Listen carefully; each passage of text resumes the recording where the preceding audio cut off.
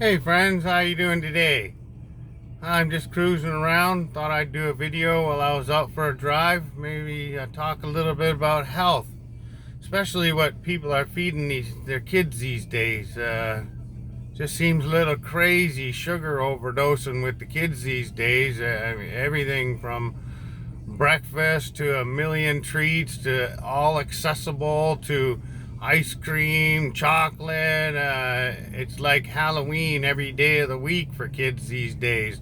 And not only all the garbage food you get out of the store, but then you do fast food every day of the week.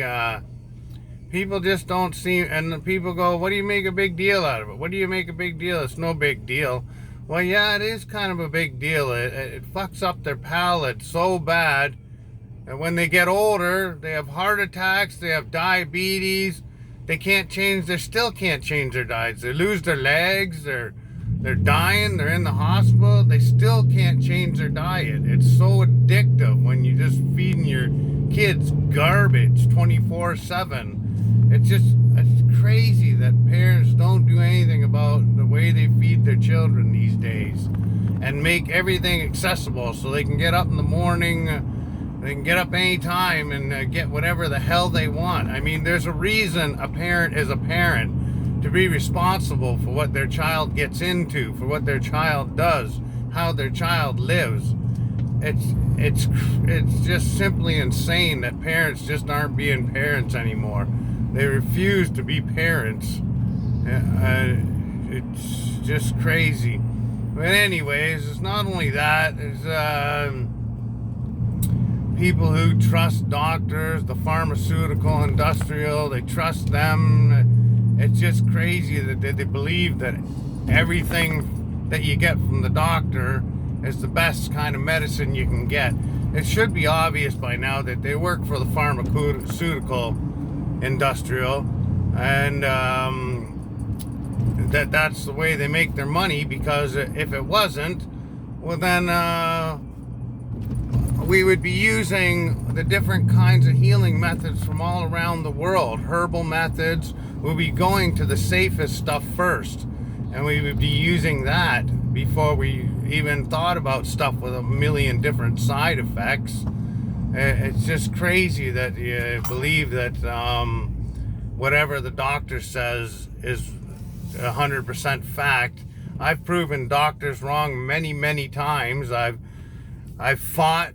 I had a heart attack early in life because I screwed up really bad with a lot of different drugs and a lot of different things. And I fought really hard to get a CT scan. They wanted to get me on statins.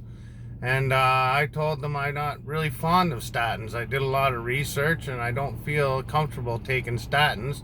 I want proof that that my veins are clogged up before I even think about it. And then I'm not even sure I want to do it. So after my heart attack, I changed my life around. I quit drinking, I quit smoking, and I changed my diet. Did a lot of research about food, changed my diet around totally. And I finally, after 6 months of fighting for a CT scan, I found out that my veins are totally clear. There was nothing in them. The diet and the change of life actually worked. So I went back to my doctor and said, well, it looks like there's no reason for it. And then they still tried to force the statins on me, saying because my dad had a heart attack, that it's in the family. And I said, well, I just proved that I don't need them. And I explained to them how it works scientifically. I explained that your liver produces cholesterol, 80% of your body's cholesterol, and it pushes out LDLs and HDLs, and they're carriers, the lipoproteins that carry cholesterol and triglycerides, which are your body's fat.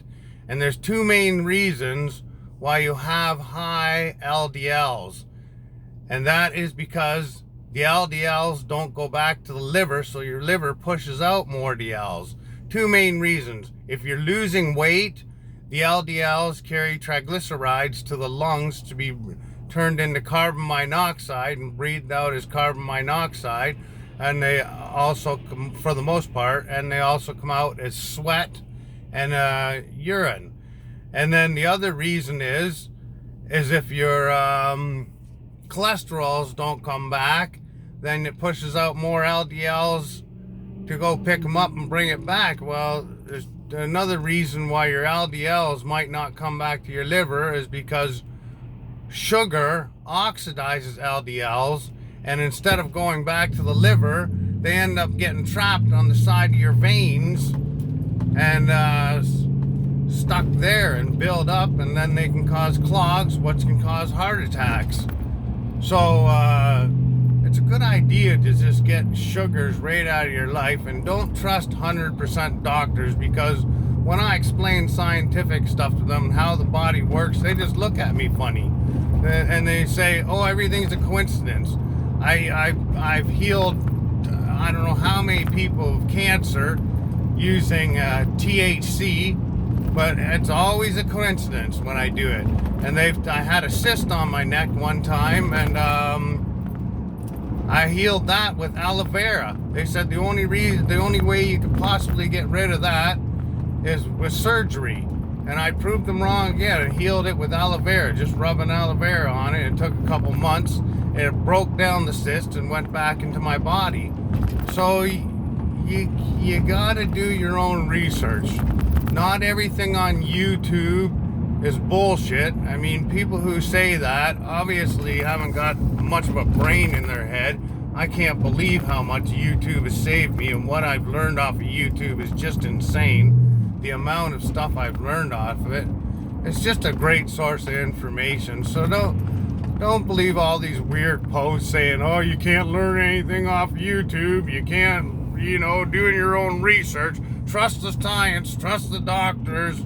That's all a bunch of crap. Do your own research. I've healed myself. I've healed many people. I've created many miracles. I've fixed just about everything I own. So take the time and do your own research.